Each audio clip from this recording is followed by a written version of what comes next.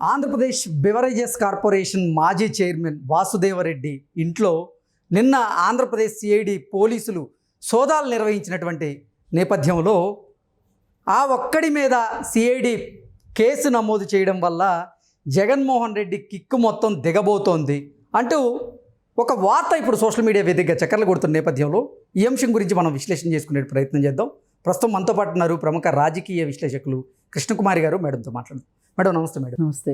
ఆ ఒక్కడి మీద కేసుతో జగన్మోహన్ రెడ్డి కిక్కు మొత్తం దిగబోతోంది అంటూ ఒక వార్త ఇప్పుడు సోషల్ మీడియాలో చక్కర్లు కొడుతూ ఉంది. ఆ ఒక్కడ ఎవరయ్యా అంటే ఆంధ్రప్రదేశ్కి బెవరేజెస్ కార్పొరేషన్ చైర్మన్గా పనిచేసినటువంటి వాసుదేవరెడ్డి. ఆయన ఇంట్లో ఆంధ్రప్రదేశ్ సిఐడి పోలీసులు సోదాలు నిర్వహించినటువంటి నేపథ్యంలో ఆయన మీద కేసు వల్ల జగన్మోహన్ రెడ్డి కిక్కు మొత్తం దిగబోతుంది అంటూ కొన్ని ఆర్టికల్స్ అయితే వస్తూ ఉన్నాయి. దీని మీద మీ విశ్లేషణ ఏంటి మేడం? ఆ ఒక్కడేంటండి, లైన్లో చాలామంది ఉన్నారు. ఒకళ్ళ తర్వాత ఒకళ్ళు.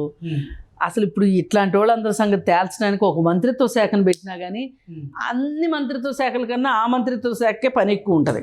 మొన్న ఈ మధ్య ఒక ప్రముఖ మీడియాలో చూసుకున్నట్లయితే జగన్మోహన్ రెడ్డి మీద మరో 143 కేసులు సిద్ధంగా ఉన్నాయి అంటూ కూడా ఒక ఆర్టికల్ చూసాం మనం. 143 వస్తాయి. చాలామంది ఐఏఎస్ ఆఫీసర్లు, ఐపీఎస్ ఆఫీసర్లు వస్తారు ఇప్పుడు బయటికి. ఈ ఐఏఎస్ ఆఫీసర్లకి, ఐపీఎస్ ఆఫీసర్లకి బుద్ధి జ్ఞానం ఉండాలి. అది ఒక పాము పడగ, ఆ పాము పడగ నీడలోకి వెళ్తే ఏ క్షణంలోనైనా కాటేయొచ్చు అనే జ్ఞానం ఉండాలి వీళ్ళకి. మరి చాలా చదువుకుంటే కదా ఐఏఎస్లు ఐపీఎస్లు అవుతారు. ఇప్పుడు మీలాంటి వాళ్ళకి నాలాంటి వాళ్ళకి ఐఏఎస్ అవ్వాలని లేక కాదుగా మనం ఇక్కడ కూర్చుంది. మనం ఎంతో కొంత ప్రయత్నం చేసే ఉంటాంగా. చెయ్యని వాళ్ళు ఎవరు? ఓ మాదిరిగా చదువుకున్న ప్రతి వాళ్ళు అవ్వాలనే చూస్తారు, కానీ అవ్వలేరు. ఆ పరీక్షా విధానానికి కాలేరు కూడా. సరే అయ్యారు అంటే వాళ్ళు తెలివైన వాళ్ళ కిందే లెక్క. నేనైతే అలా అనుకుంటున్నా. మరి మీ తెలివంతా ఎక్కడే ఇచ్చింది? పరీక్షలు రాసి సెలెక్ట్ అవ్వడానికి సరిపోయిందా మీ తెలివితేటలన్నీ?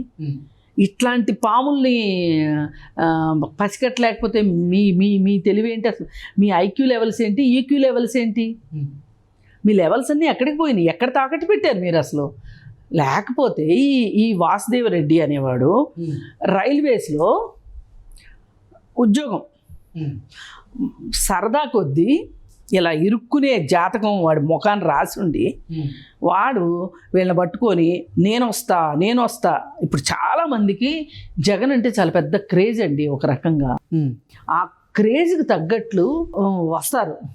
దీపం దగ్గరికి మిణుగుడు పురుగులు వస్తాయి చూడండి, ఆ పురుగులు వచ్చినట్టు వస్తారు వీళ్ళు. అందులో మాడి మసైపోతారు. అయిపోయినా కానీ వీళ్ళు పర్వాలా, ఎంతో కొంత సంపాదించుకుంటాం కదా. సిగ్గుమాలిన బతుకులు వీళ్ళు, సిగ్గుమాలిన జన్మలు వీళ్ళవి. వీళ్ళు ఈ విధంగా వచ్చి ఈ లిక్కర్ పాలసీ రూపొందించడంలో కావచ్చు, ఈ దాని నాణ్యతా ప్రమాణాల విషయంలో కావచ్చు, రేట్లు పెంచడం విషయంలో కావచ్చు, అన్ని రకాలుగాను ఈ వాసుదేవరెడ్డే ఉన్నాడు. వీళ్ళెవరూ ఊహించలా ఓడిపోద్ది అని, గవర్నమెంట్ పడిపోద్ది అని అనుకోలే. మనం ఇంకా యథేచ్ఛగా సాగొచ్చు, మన వాటా మనం తీసుకుంటా ఉండొచ్చు, పక్కన పెట్టుకోవచ్చు అనుకున్నారు. అనుకుని మొన్న డౌట్ వచ్చింది. మనం ఒక వీడియో చేసాం, గుర్తుందో లేదో. మాకు సెలవిప్పించండి మహాప్రభు అని చెప్పి చాలామంది అడుగుతున్నారు. ఆ అడిగే వాళ్ళలో ఈ వాసుదేవరెడ్డి కూడా ఉన్నాడు. అంటే ఏమనుకున్నాడంటే గుట్టు చప్పుడు కాకోకుండా గుటుక్కుని మింగేసి వచ్చేద్దాం అనుకున్నాడు. కానీ వాళ్ళ జాతకం బాగోక ఇప్పటిదాకా ఉండాల్సి వచ్చింది. సరే ఇప్పటిదాకా ఉన్నాడు కదా, ఏదైనా ఒక భయం పట్టుకుంది. ఒక ఆఫీస్లో పేపర్లు తగలేశారని సిఐడి ఆఫీస్లోనే, సిట్ ఆఫీస్లో పేపర్లు తగలబెట్టినట్టు, డాక్యుమెంట్లు తగలబెట్టినట్టు వచ్చింది. ఇప్పుడు వీళ్ళు ఏం చేశారు అంటే ఈ డిపార్ట్మెంట్కి సంబంధించి, ఈ కార్పొరేషన్కి సంబంధించి, బెవరేజెస్ ఇది ఉంటుంది కదా, లిక్కర్ పాలసీకి సంబంధించి ముఖ్యమైన ఫైల్స్, హార్డ్ డిస్కులు ఇవన్నీ కలెక్ట్ చేసుకొని బయటికి వస్తాం చూశారు కొంతమంది. చూసి సామాన్య పౌరులు, అసలు పౌరుల్లో ఎంత బాధ్యత పెరిగిందో చూడండి. వాళ్ళు కంప్లైంట్ చేశారంట అక్కడున్న పోలీసులకి, తాడేపల్లి పోలీసులకి. వాళ్ళు స్పందించలేదంట.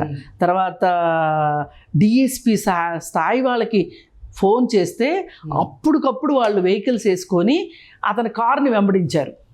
వెంబడించి హైదరాబాద్ దాకా వచ్చారు.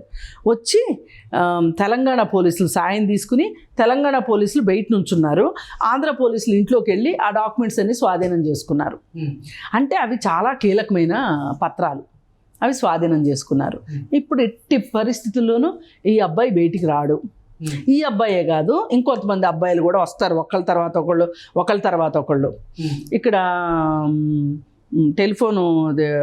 ఫోన్ ట్యాపింగ్ కేసు ఉంది కదా, దాంట్లో ఎట్లయితే రావులు కాలం వచ్చిందో, పోయే కాలం వచ్చి ఇప్పుడు అక్కడ రెడ్లకు వచ్చింది కాలం, పోయే కాలం. అందరూ రెడ్లే మీరు గమనిస్తే. ఈ రెడ్లందరినీ తీసుకొచ్చి పెట్టుకున్నాడు. ఇది కేసీఆర్ నేర్పించిందే జగన్ రెడ్డికి. అందరినీ నీ వాళ్ళని పెట్టుకో, కులాభిమానం పనిచేస్తుంది, కులాన్ని మించింది ఏదీ లేదు, కులదైవాన్ని నమ్ముకో అని చెప్పి కేసీఆర్ చెప్పాడు. అట్లాగే ఇప్పుడు ఆయన కూడా ఈయన ఆదేశించాడు, ఆయన పాటించాడు, వాళ్ళందరికీ ఇచ్చాడు. ఇప్పుడు ఒక్కొక్కటి బయటకు వస్తాయి. ఖచ్చితంగా ఈ ఐఏఎస్లు ఐపీఎస్లు కేసుల మీద ఒక మంత్రిత్వ శాఖ వేయాలని నేను కోరుకుంటున్నాను. ఫుల్ పని ఉంటుంది, చేతి నిండా పని ఉంటుంది. ఎందుకంటే ప్రతి దాని వెనకమాల ప్రతిదీ మాఫియానేగా.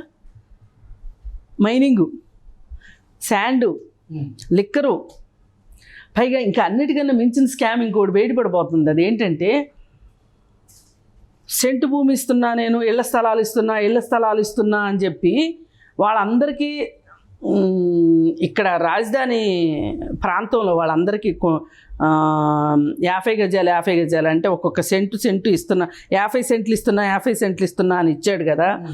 వాళ్ళందరికీ ఇచ్చేటట్లు చేసి వాళ్ళందరికీ ఓట్లు వస్తే వాళ్ళందరి చేత ఓట్లు వేయించి లోకేష్ని ఓడిద్దాం అనుకున్నాడు.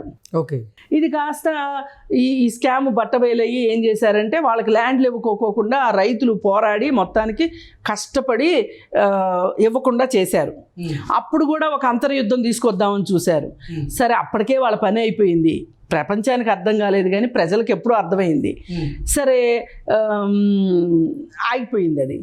ఇప్పుడు వేరే చోట 3 లక్షలు 4 లక్షలు ఖరీదు కూడా చేయని భూముల్ని 20 లక్షలు 25 లక్షలు పెట్టి ప్రభుత్వ ఖజానాలోంచి కొనిపించి వాళ్ళందరికీ సెంటు భూమి అదే 50 సెంట్లు ఇచ్చారు కదా.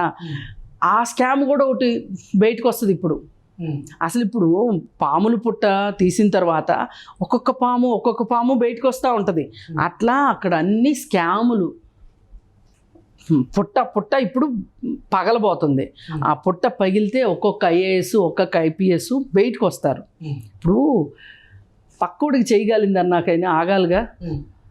ఇప్పుడు సునీల్ కుమార్ని ఎట్లా వాడుకుని సునీల్ కుమార్ని ఏం చేశారో చూశాకైనా సరే సంజయ్కి బుద్ధి రావాలిగా. ఎందుకు బుద్ధి రాలా అంటే ఆశ. వాడు తెలివి తక్కువడు కాబట్టి ఆడు దొరికిపోయాడు. నేను చాలా తెలివైన వాడిని. ఈ అతి తెలివితోనే ఈ ఐఏఎస్ ఆఫీసర్లు ఐపీఎస్ ఆఫీసర్లు జగన్ భజన చేశారు కాబట్టి ఇప్పుడు వీళ్ళందరికీ మూడబోతుంది. ఇప్పుడు నిజంగానే మంత్రిత్వ శాఖ వేశారనుకోండి, వేస్తే 1 by 1 తేలితే ఇప్పుడు పోయినసారి క్విడ్ ప్రోకో కేసులో 2-3 ఐఏఎస్లు వెళ్ళారు జైలుకి. శ్రీలక్ష్మి మీద కేసు ఇంకా ఉంది. కొంతమంది మంత్రులు వెళ్ళారు, అప్పుడు కేసులు అయినాయి కదా. ఈసారి ఎంతమంది వెళ్ళబోతారో చూడాలి. Okay madam. ఐఏఎస్లు ఆ మాత్రం పసిగట్టలేని, అంటే వాళ్ళకి కళ్ళు మూసుకుపోయినాయి, తెలివితేటలు అవినీతి డబ్బుతోటి కప్పబడిపోయినాయి. అందుకని చెప్పి డబ్బు వస్తుంది ఇంతే చాలు, మన రెడ్డి చెప్పాడు మనం చెయ్యాలి అని చేశారు. చేసినందుకు గాను ఇప్పుడు జవహర్ రెడ్డికి మూడుతుంది. ఇలా ఒక్కొక్కరు ఎవరిది ఆగరు. ఎవరి టైం వచ్చినప్పుడు వాళ్ళకి వడ్డించేది పంక్తి భోజనాలు ఉంటాయి. ఓకే, కానీ ఈ దెబ్బతోనైనా సరే ఇది నిలిచిపోతుంది. ఇది చూసైనా సరే రాజకీయ నాయకుల కన్నా మేము పవర్ఫుల్ అని ఐఏఎస్లు ఐపీఎస్లు నమ్మాలి. ఓకే, నమ్మిన రోజున ఇలాంటివి జరగవు. Okay madam, thank you so much. Thank you.